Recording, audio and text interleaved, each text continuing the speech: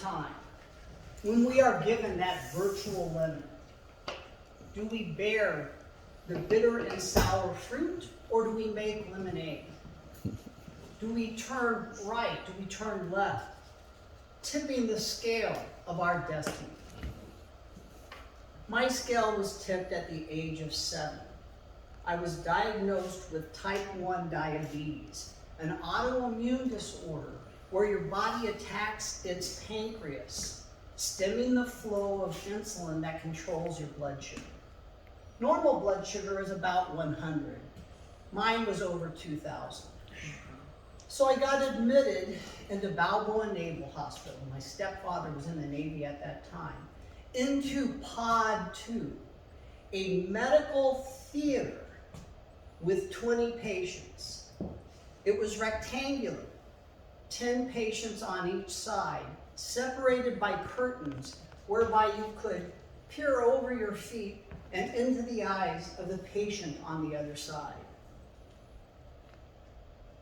In this medical theater, I had pivotal moments. The first of one, let's call this Act 1, is late one night when I wake to a horrific scream. Ah! I look across and to my left. The setting of this story is at the end of the Vietnam War, and a poor Marine had lost his leg. He was in pain, not only physically, but emotionally. So staff comes running with narcotics and comfort, and those screams become moans. Act 2 approaches with my eyes still wide open, breathing fast, if not more shallow, to the cries of the patient to my right, just on the other side of that curtain. I ask, "Are you okay?" He answers, "I'm fine, kid. Go back to sleep." So I fall into a fitful sleep until that same evening, dark in the early morning, when I find or feel rustling at my bedside. As I look down, my chest is covered in blood. You see, my IV bottle had run out of medication and fluid.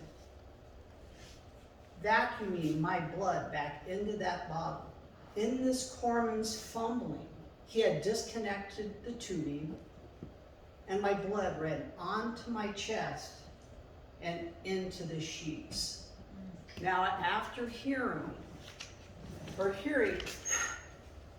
screams and cries, I decided to soldier up and keep a stiff upper lip. My sheets were eventually changed. I was given a clean gown, and I got back into bed, not facing the patients that were my audience, but a wall and a window that was at the head of this patient's bed, or my bed. I put my palms over my eyes until I felt gentle hands drawing them back down. In the dark of early morning, a nurse had come, giving me words of comfort. And in that moment, in that pivotal moment, as the sun was shining through that window, sterilizing the dark of the trauma that evening, I came up with 3 decisions. 1, I would take care of my diabetes as best as I could.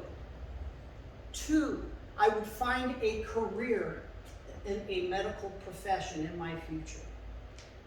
And 3, I would marry a nurse as kind and caring as the one that held my hand that So as the light shined through that window to a brand new day,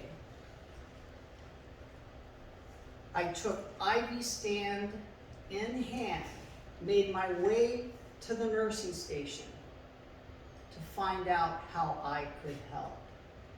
Madam Postmaster.